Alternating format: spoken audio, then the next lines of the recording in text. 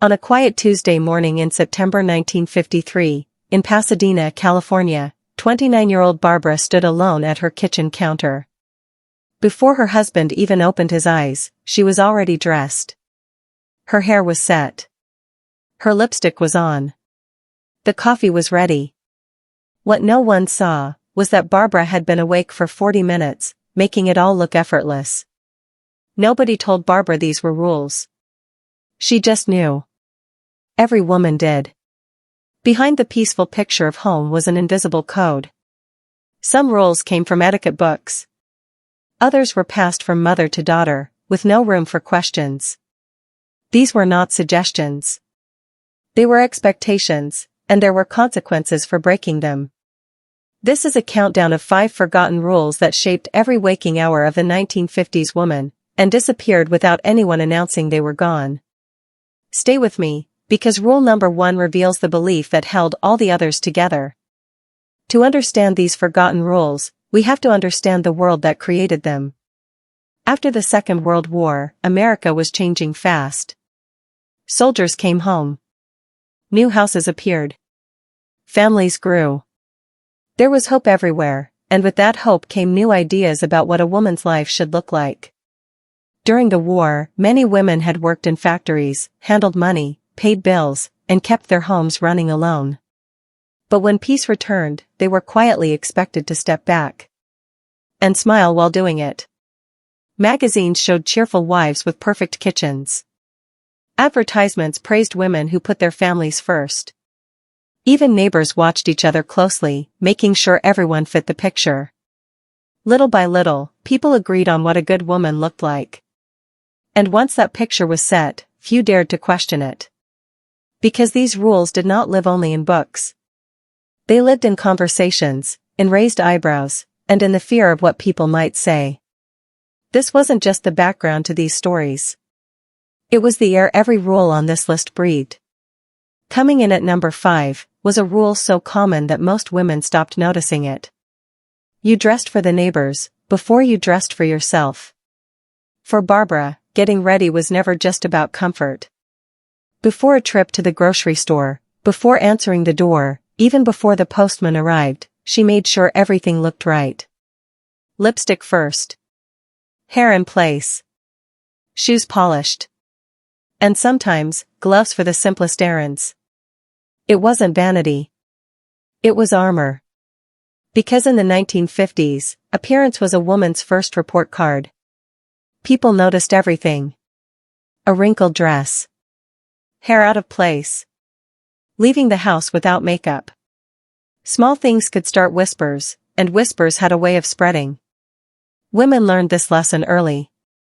Not from rules posted on a wall, but from magazines, mothers, and the looks people gave when someone failed to meet the standard. So Barbara checked herself before leaving the house. Then checked again. Not because she wanted praise, but because she wanted peace. And in a world where everyone seemed to be watching, looking perfect felt safer than taking chances. But appearance was only the beginning. Because the next rule reached far beyond clothes, and into the very heart of a woman's home. At number 4, was a rule that began before most people had even finished breakfast.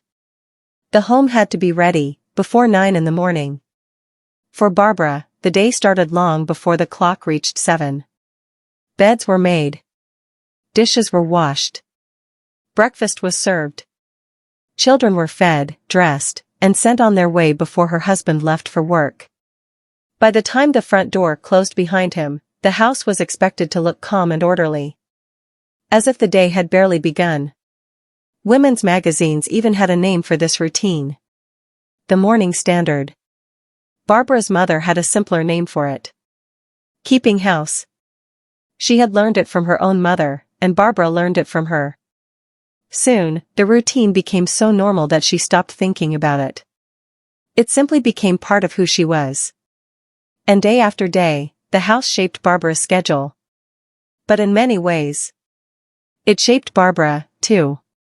Because keeping a perfect home was not enough. There was another rule, one that followed women even when they stepped outside their front door. and breaking it could change the way the whole town saw you. At number 3, was a rule that followed a woman everywhere she went. Disagreement happened at home. If it happened at all. When guests came for dinner, when sitting in a doctor's office, or while speaking with the bank manager, a woman was expected to let her husband take the lead. Barbara understood this without anyone needing to explain it. If she had a different opinion, she kept it to herself. At least until they were alone.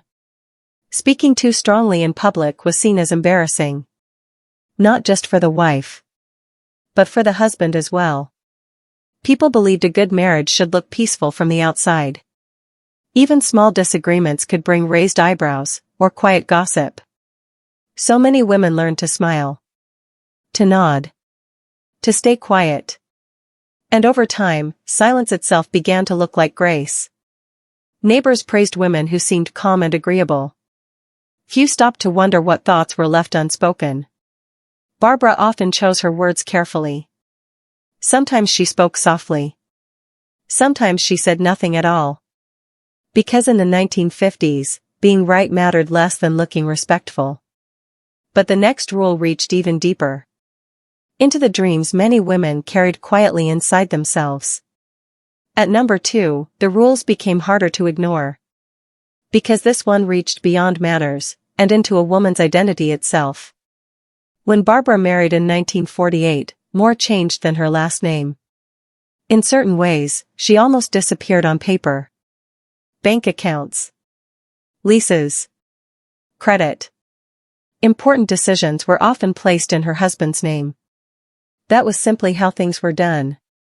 Barbara had once worked as a bank teller. She understood money. She knew numbers. Yet after marriage, many doors that had once felt normal became harder to open on her own. People called it tradition. Few questioned it. And that is what makes this rule so surprising. A married woman could not get her own credit card without a husband's signature until 1974. Not 1874. 1974. That isn't ancient history. It is a law many mothers, grandmothers, and older sisters actually lived under. Suddenly, the rules no longer felt charming or harmless. They began to reveal something deeper. Because if a woman's money, her name, and even her choices belonged to someone else, then what belief held all of it together? That answer waits at number 1. And it explains why so many women followed these rules, even when nobody had to say them out loud. Before we reach number 1, we return to Barbara. She sits at the kitchen table, carefully clipping a recipe from a magazine. Her handwriting is neat and precise. There is something else few people know. Barbara has a college degree. She rarely speaks about it, because it makes people ask questions that feel uncomfortable. And that is the point.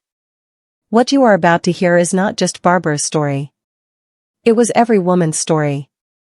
And the rule that made all the others possible was never written down anywhere. And before we reveal number 1, if you're enjoying these forgotten stories from the past, please like the video, subscribe to Vanished Living, and leave a comment below.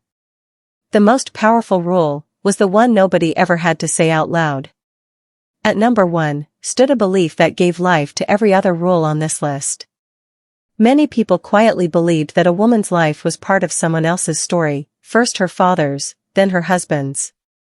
Suddenly, the silence, the perfect appearance, and even the lipstick before sunrise all made sense.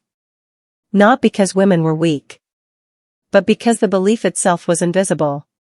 2 of these rules were written in books and handbooks. 2 were enforced by banks and laws. But rule number 1 was different. It was culture. And culture is often hardest to see when you are living inside it. Back in Pasadena, Barbara finishes her coffee. She rinses the cup. She straightens her collar in the hallway mirror and picks up her grocery list, written in her careful hand. Then she steps into the September morning. She does not know she is living inside a code. She simply lives. And perhaps that is what makes these stories so powerful. If this brought back a memory, a photograph tucked away in a drawer, a story your mother shared only once, or a uniform she kept long after she stopped wearing it. Subscribe to Vanished Living. There is more forgotten history waiting here. And the next story is already ready.